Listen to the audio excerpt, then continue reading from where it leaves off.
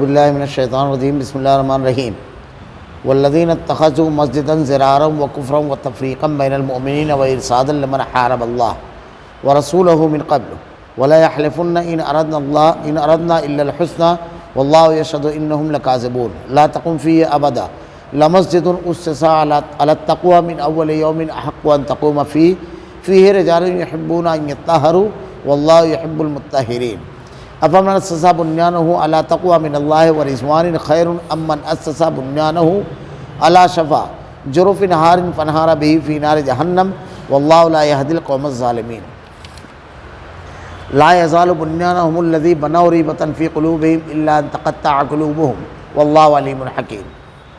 اور بعض ایسے ہیں جنہوں نے ان اغراض کے لیے مسجد بنائی کہ ضرر پہنچائیں اور کفر کی باتیں کریں اور ایمانداروں میں تفریق ڈالیں اور اس شخص کے قیام کا سامان کریں جو پہلے ہی سے اللہ اور اس کے رسول کا مخالف ہے، اور قسمیں کھائے جائیں گے بجز بھلائی کے اور ہماری کچھ نیت نہیں، اور اللہ گواہ ہے وہ بالکل جھوٹے ہیں۔ آپ اس میں کبھی نہ کھڑے ہوں، البتہ جس مسجد کی بنیاد اول دن تقوی پر رکھی گئی ہے وہ اس لائق ہے کہ آپ اس میں کھڑے ہوں۔ اس میں ایسے آدمی ہیں کہ وہ خوب پاک ہونے کو پسند کرتے ہیں اور اللہ خوب پاک ہونے والوں کو پسند کرتا ہے۔ پھر آیا ایسا شخص بہتر ہے جس نے اپنی عمارت کی بنیاد اللہ سے ڈرنے پر اللہ کی خوشنودی پر رکھی ہو، یا وہ شخص جس نے اپنی عمارت کی بنیاد کسی گھاٹی کے کنارے جو کہ گرنے ہی کو رکھی ہو، پھر وہ اس کو لے کر آتش دوزخ میں گر پڑے اور اللہ ایسے ظالموں کو ہدایت ہی نہیں دیتا۔ ان کی یہ عمارت جو انہوں نے بنائی ہے ہمیشہ ان کے دلوں میں شک کی بنیاد پر کانٹا بن کر کھٹکتی رہے گی، ہاں مگر ان کے دل ہی اگر پاس ہو جائے تو خیر، اللہ بڑا علم والا اور بڑی حکمت والا ہے۔ والذین اتخذوا مسجدا ضرارا وکفرا وتفریقا بین المؤمنین، اور بعض ایسے ہیں جنہوں نے ان اغراض کے لیے مسجد بنائی کہ ضرر پہنچائیں، کفر کی باتیں کریں اور ایمانداروں میں تفریق ڈالیں، وارصادا لمن حارب اللہ ورسولہ من قبل، اور اس شخص کے قیام کا سامان کرے جو پہلے ہی اللہ اور اس کے رسول کا مخالف ہے۔ یہ ایک مسجد کا تذکرہ ہے جو مدینہ میں منافقین نے بنائی تھی، اور مسجد بناتے وقت ان لوگوں نے اللہ کے نبی صلی اللہ علیہ وسلم سے آ کر کے کہا کہ ہمارا مقصد اس مسجد کو جو بنانے کا ہے وہ یہ ہے کہ جو لوگ سردی کے موسم میں یا بارش کے موسم میں کافی دور ہے مسجد نبوی، تو وہاں تک آنے میں ان لوگوں کو تکلیف ہوتی ہے، تو ایسے لوگوں کے لیے راحت کا سامان ہو جائے، اس کے لیے ہم نے یہ مسجد بنائیں گے، مسجد ضرار۔ اللہ رب العالمین نے ان لوگوں کی اندرونی سازش جو تھی، یعنی نقاب تو بہت اچھا ان لوگوں نے ڈالا کہ عبادت میں آسانی رہے اور لوگ جٹیں اور اللہ کے گھر میں آسانی کے ساتھ پہنچ جائیں گے، نقاب یہ انہوں نے ظاہر کیا، لیکن دل میں ان کے کیا تھا؟ مسجد بنانے کا مقصد تھا کہ ان اغراض کے لیے مسجد بنائی کہ ضرر پہنچائے، کفر کی باتیں کرے اور ایمانداروں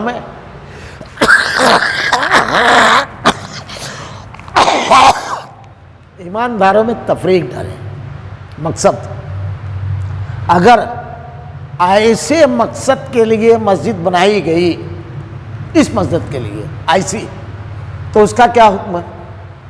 سلف نے لکھا ہے کہ آج کے دور میں بھی اگر کوئی مسجد یا کوئی ایسی جگہ بنائی جاتی ہے جس کو بنانے کے بعد مسلمانوں میں تفریق ڈالنا، مسلمانوں میں انتشار پیدا کرنا، کفر کی باتیں کرنا اور ان کو نقصان پہنچانے کا عمل ہو، ایسی کوئی عمارت بنتی ہے، اس پر کتنا بھی خوشنما لیبل لگا لیا جائے، کتنی بھی خوشنما اس کی تشہیر کی جائے، لیکن وہ مسجد ضرار کے حکم میں داخل ہے، اور اس کے بارے میں وہی چیز رہے گی جو مسجد ضرار کے بارے میں۔ اللہ کے نبی صلی اللہ علیہ وسلم نے اس مسجد کو باقاعدہ صحابہ کرام کو حکم دیا جا کر کے ڈھا دو۔ بعض لوگوں نے لکھا ہے کہ یہ جو مزارات وغیرہ ہیں جن کی وجہ سے اللہ کے گھر کی ویرانی ہوتی ہے، بدعت کے اڈے ہیں، یہ بھی اس کے اندر داخل ہے، اس میں داخل ہو جاتے ہیں۔ تو ایسی کسی بھی جماعت، ایسی کسی بھی گروہ، ایسی کسی بھی سوسائٹی اور ایسی کسی بھی گروہ کے ساتھ لگنا جو مسلمانوں کو نقصان پہنچاتے ہیں.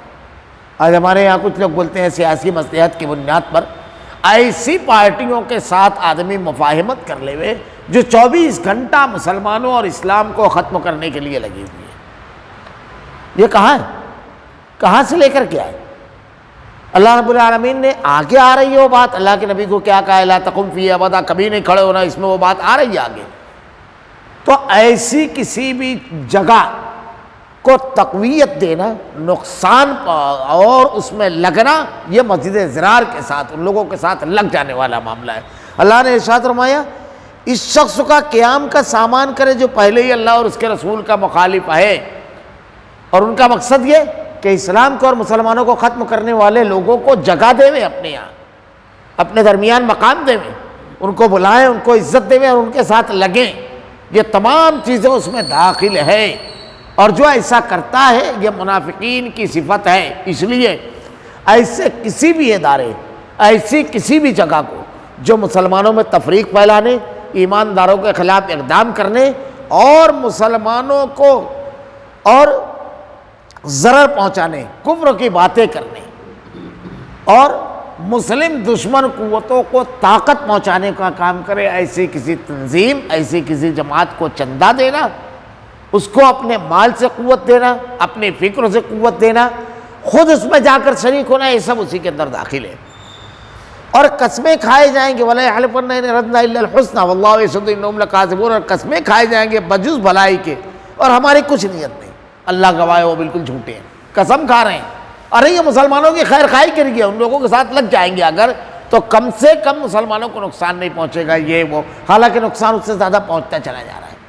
کچھ نہیں روک پا رہے ہیں، بلکہ ان کو یہ قوت دے رہے ہیں کہ اسلام دشمن، مسلم دشمن قوتوں کے لیے پناہ گاہ بنا رہے ہیں کہ تم کو یہاں بھی پناہ گاہ موجود ہے، جبکہ ہمارے کسی علاقے میں ان کو کوئی پناہ گاہ نہیں ملنا چاہیے.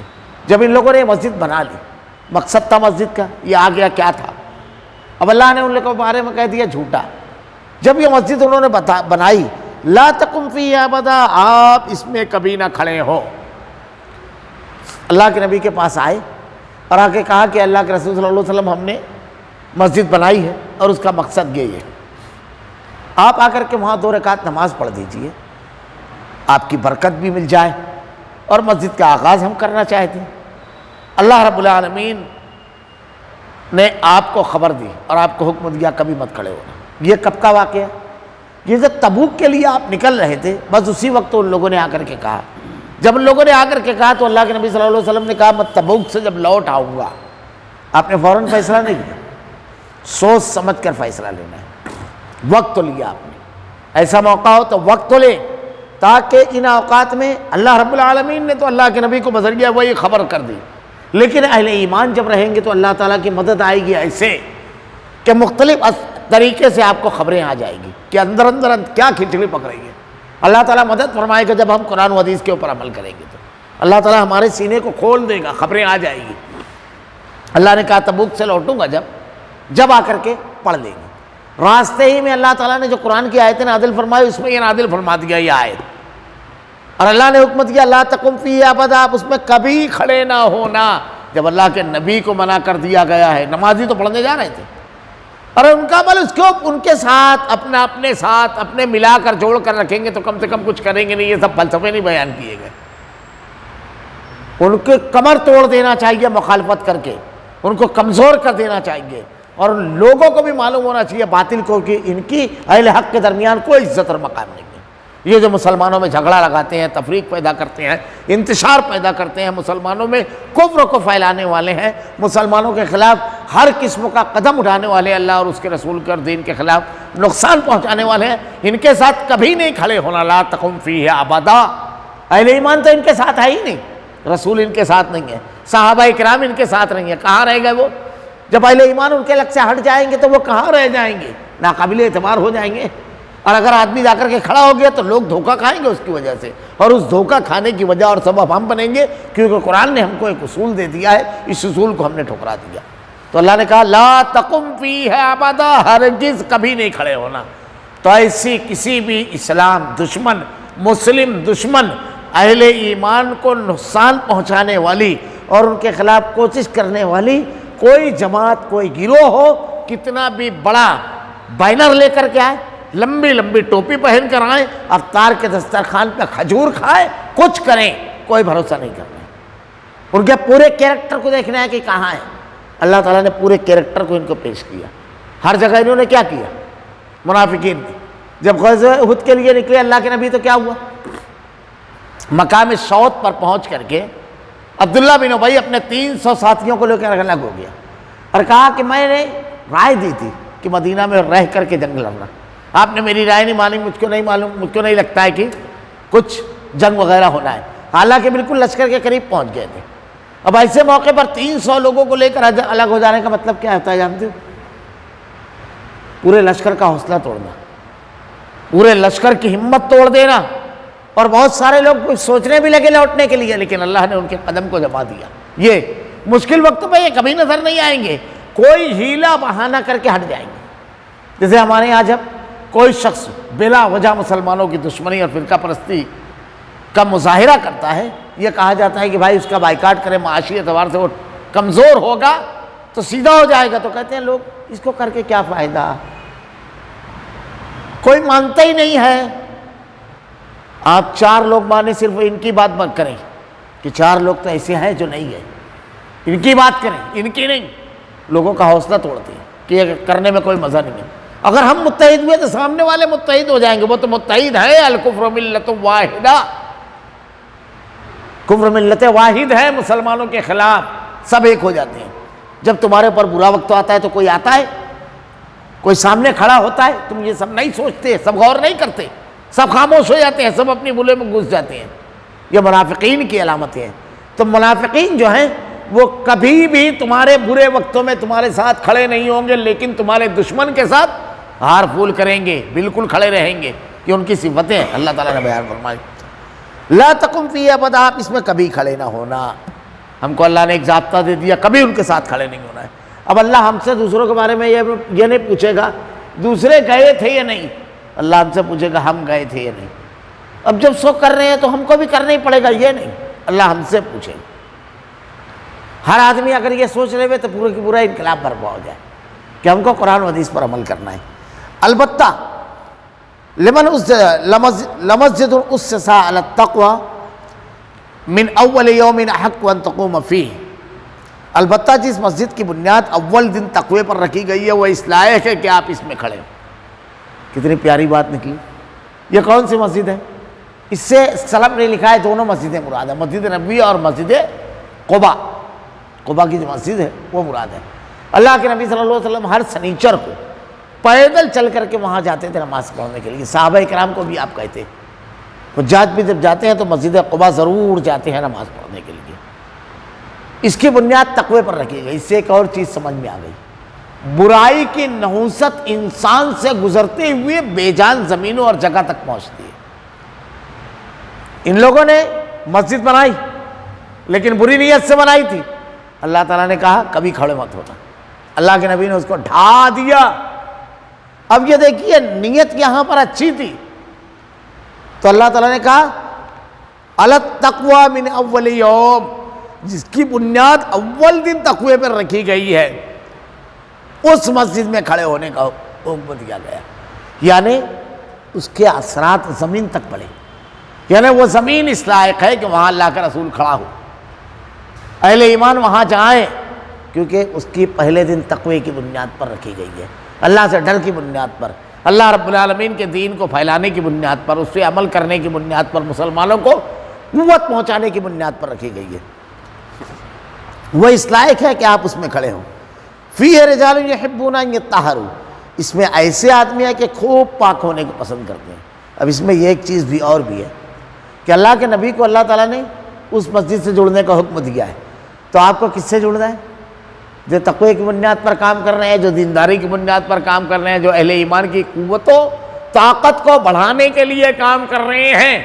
اپنا فنڈ بھی اسی ادارے میں دینا ہے، ایسے کسی ادارے میں فنڈ نہیں دینا ہے جو یہ اوپر مسجد ضرار والی تمام صفتوں میں اپنا فنڈ اپنا وقت ہو، اپنا سرمایہ آپ کو کسی ادارے کے ساتھ لگ کر کام کرنا ہے، اس ادارے کے بائلاز، اس کے مقاصد اور اس کے کام کے اوپر سب سے پہلے نظر ڈالو، پھر اس کے بعد اس سے لگو۔ تو اللہ تعالیٰ نے کہا کہ وہ اس لائق ہے کہ آپ اس میں کھڑے ہوں۔ اس میں ایسے آدمی ہیں فی رجال یحبون ان یطہروا، اب ان کی نیت کے ساتھ ساتھ، یعنی دل میں اندر سے تو پاکی تھی، ظاہری طور پر بھی ایک خوبی کا تذکرہ اللہ تعالیٰ نے کیا ہے، فی رجال یحبون ان یطہروا، اس میں ایسے آدمی ہیں خوب پاک ہونے کو پسند کرتے ہیں۔ اسلام میں پاکی کی بڑی اہمیت ہے، بڑی اہمیت ہے۔ ہو سکے آدمی سے اگر یہ ممکن ہو تو ہر وقت تو آدمی کو وضو سے رہنا چاہیے، کوشش کرنا چاہیے، ورنہ پاک صاف تو ہر صورت میں رہنا چاہیے۔ پاکی اللہ رب العالمین کو بہت پسند ہے۔ آگے آ رہی ہے وہ بات، اللہ کے نبی صلی اللہ علیہ وسلم کے اوپر جب یہ آیتیں نازل ہوئی تو آپ نے اہل قباء سے پوچھا کہ اللہ نے تمہاری پاکی کی تعریف کی، کیا بات ہے؟ تو اہل قباء نے کہا کہ ہم لوگ جب استنجا کرتے ہیں تو اس کے ساتھ پانی بھی لیتے ہیں، یعنی دونوں چیزوں سے پاکی حاصل کرتے ہیں۔ یعنی اتنا زیادہ احتیاط تھا ان لوگوں کا، دونوں چیزوں سے پاکی حاصل کرتے ہیں اللہ کے نبی۔ اللہ رب العالمین نے ان لوگوں کی تعریف کی اور اس کے بعد کیا کہا؟ واللہ یحب المطہرین، اور اللہ خوب پاک ہونے والوں کو پسند کرتا ہے، گندگی نہیں ہونا چاہیے۔ اللہ کے نبی صلی اللہ علیہ وسلم کی مجلس میں ایک مرتبہ ایک آدمی آئے، آپ کے بال بکھرے ہوئے تھے، کپڑے بہت خراب تھے۔ اللہ کے نبی صلی اللہ علیہ وسلم نے کہا کیا تم کو پانی اور کنگھا بھی میسر نہیں کہ پانی سے اپنے کپڑوں کو صاف کر لو، اپنے بدن کو صاف کر لو اور کنگھے سے سر کو جھاڑ لو؟ ایک شخص کا ناخن بہت بڑا ہوا تھا، اللہ کے نبی صلی اللہ علیہ وسلم نے ان کو منع کیا۔ اللہ رب العالمین جمیل ہے، جمال کو پسند کرتا ہے، خوبصورتی کو پسند کرتا ہے کہ آدمی صاف ستھرا بالکل صاف شفاف رہے۔ اللہ نے تذکرہ کیا واللہ یحب المطہرین، اللہ پاکی کرنے والوں کو پسند کرتا ہے۔ اب یہاں پر کئی چیزیں آ گئی، ہم کو کیا کرنا ہے، کن کے ساتھ جٹنا ہے، کس کے ساتھ نہیں جٹنا ہے یہ، اور اگر کوئی کام کی ہم بنیاد رکھ رہے ہیں تو کس بنیاد پر رکھیں؟ تقوی کی بنیاد پر۔ اور اللہ کی پسندیدہ مخلوق بننے کے لیے بہت سارے اعمال میں سے ایک عمل یہاں پر واضح کیا گیا، کیا؟ پاکی اختیار کرنا، خوب پاک رہنا۔ تو اللہ رب العالمین ایسے لوگوں کو پسند کرتا ہے۔ تو آدمی قرآن جب پڑھتا ہے تو کوشش یہ کرے کہ میں بھی خوب پاک رہوں، تاکہ اللہ رب العالمین مجھ کو بھی پسند کرنے لگے۔ اللہ نے اپنی پسندیدہ بندوں کا تذکرہ کر دیا، اب آدمی وہ عمل کر کے اس میں شامل ہو جائے، تقوی اختیار کرے اور پاکی اختیار کرے۔ اب من اسس بنیانہ علی تقوی من اللہ ورضوان خیر ام من اسس بنیانہ علی شفا جرف ہار فانہار بہ فی نار جہنم اللہ لا یہدی القوم الظالمین۔ پھر ایسا شخص بہتر ہے جس نے اپنی عمارت کی بنیاد اللہ سے ڈرنے پر اور اللہ کی خوشنودی پر رکھی، یا وہ شخص ہو جس نے اپنی عمارت کی بنیاد کسی گھاٹی کے کنارے پر رکھی جو گرنے ہی کو ہے رکھی ہو، پھر وہ اس کو لے کر آتش دوزخ میں گر جائے، واللہ لا یہدی القوم الظالمین، اللہ اس سے ظالموں کو ہدایت نہیں دیتا۔ کتنی پیاری مثال دی گئی ہے کسی عمل کو کرنے کی، کوئی کام کرنے کی کتنی پیاری مثال اللہ نے دی ہے۔ ایک آدمی مکان بناتا ہے تو مضبوط بنیادوں کے ساتھ بنا رہا ہے۔ اب ایک آدمی مکان بنا رہا ہے اور ایسی جگہ بنا رہا ہے کہ وہاں پر گھاٹی ہے، پانی بہ رہا ہے۔ اب پانی نیچے کی مٹی لے کر کے جاتا چلا جا رہا ہے، آخر میں کیا ہوگا؟